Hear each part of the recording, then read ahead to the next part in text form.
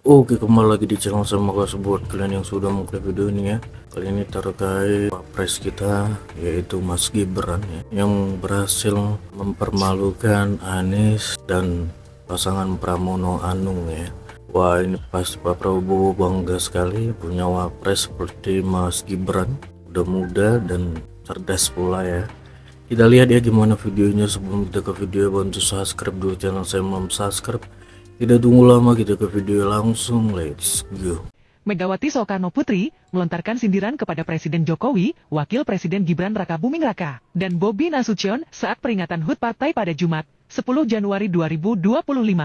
Dalam pidatonya, Megawati menegaskan bahwa mengundurkan diri dari partai adalah langkah yang lebih terhormat daripada dipecat.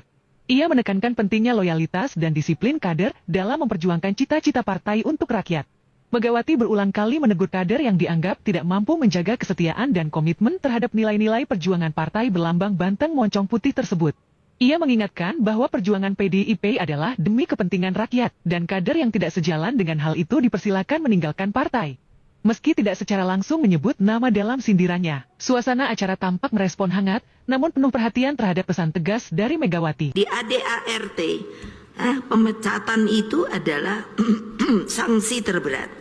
Tapi ketika saya jalankan, wah, apa namanya ini?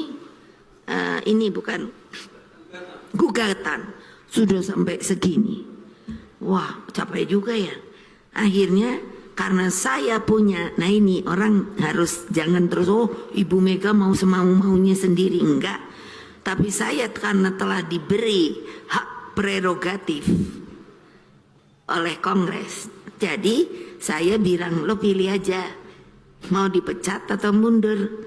Nah sekarang sudah yang nggak seneng di sini mundur baik, gitu loh. Jadi kan ya paling tidak mesti ada kehormatan gitu loh, daripada dipecat. Saya maka sekarang tuh tiap kali saya ngomong gitu, ya nggak apa-apa. Orang nggak seneng lagi kok disuruh nongkrong. Jadi pertama kita bangun sistem keteladanan tentang satunya kata dan perbuatan. Etika moral dan hati nurani harus menjadi satu kesatuan pijakan dalam setiap mengambil keputusan. Apa sulitnya mengambil pijakan? Kita mengetahui adanya hukum alam atas kuasa Allah Subhanahu wa Ta'ala. Hukum alam berjalan sesuai kehendaknya. Kita manusia tentu berupaya. Apa hakikat yang kita cari? Keadilan yang hakiki, artinya milik semua orang. Tidak kaya, tidak miskin, tidak hanya yang punya kuasa. Jokowi udah bukan lagi bagian dari PDI Perjuangan. Kalau dia keluar dari PDI Perjuangan lalu tidak melakukan hal-hal ini, ya nggak apa juga kita urusin. Nggak ada urusan. Repot amat kita ngurusin dia kalau dia nggak ngapa-ngapain. Dan itu yang kemudian menjadi dasar PDI Perjuangan secara resmi memecat. Oh iya, dan Itu. banyak hal kan, itu ada 8 apa 9 Iya. pertimbangan ya. Iya. Yang paling parah kan di situ. Jadi gini, orang sering salah. Oh karena Jokowi nggak mihak Ganjar pada, bukan. Kalau tidak ada putusan 90 MK, ya satu. Kemudian tidak ada manipulasi pemilu melalui apakah itu Sirekap, apakah melalui KPU, Bawaslu, PJ, aparat penegak hukum, bansos, ya kami ngapain, kalah ya kalah, biasa. Kami sudah mengalami itu. Emangnya kalau bertanding harus selalu menang? Ya enggak juga. Tetapi ketika ada putusan MK, kemudian ada perilaku-perilaku yang melanggar, menabrak aturan segala macam, ya masa kami diem? Jokowi udah bukan lagi bagian dari PDI Perjuangan. Kalau dia keluar dari PDI Perjuangan lalu tidak melakukan hal-hal ini, ya nggak apa juga kita urusin, nggak ada urusan. Soal rencana Pak Prabowo bertemu dengan Ibu Mega Sangat bagus untuk negara sebesar Indonesia ini, berangkulan, persatuan itu akan memberikan sebuah kekuatan yang baik dalam rangka pembangunan nasional kita, karena stabilitas politik itu akan mempengaruhi juga bidang ekonomi kita. Tuh, Pak Jokowi memberikan respon. Kalau ada pertemuan nggak akan ada oposisi itu gimana? Ngomong pertemuan gitu. Tadi kan saya sampaikan kebaikannya kalau Mereka itu hubungan pribadi mereka tuh baik. Yang bikin kacau ini kan Jokowi. Jokowi tidak jujur ke Mega. Saya ke Prabowo. Bapak dinilai tidak jujur sama Ibu Mega. Bapak dinilai tidak jujur dengan ya orang menilai silakan. Kekuasaan itu adalah satu hal yang mulia.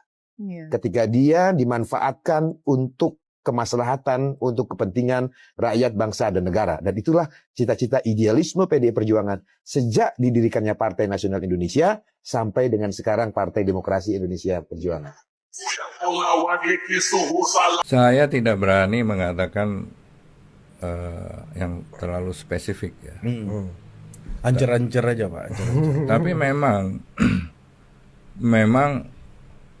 tadi saya katakan if you are in power for too long, ya. Kalau kita sudah berkuasa terlalu lama, pasti kita ada masalah. Nah, sanggup nggak masalah itu dikulitin? Itu aja, itu normatif pertanyaannya yang mungkin dipakai logika ini. Oh, dia sanggup bertahan sampai mana kalau masalah itu dikulitin? Betul. Bisa juga nanti PDIP-nya, partainya yang bisa rusak. Ada beberapa pemimpin partai politik yang benar-benar pragmatis.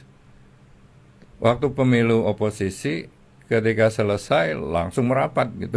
Karena dia menyadari hal itu. Sebut nama dong. Ya, saya tahu yang partai politik kan yang oposisi berbeda kan kita udah tahu. Nasdem lah, ya kan langsung merapat. PKB langsung merapat. Itu rahasia umum kalau itu kan. Iya, udah diberitain mana-mana.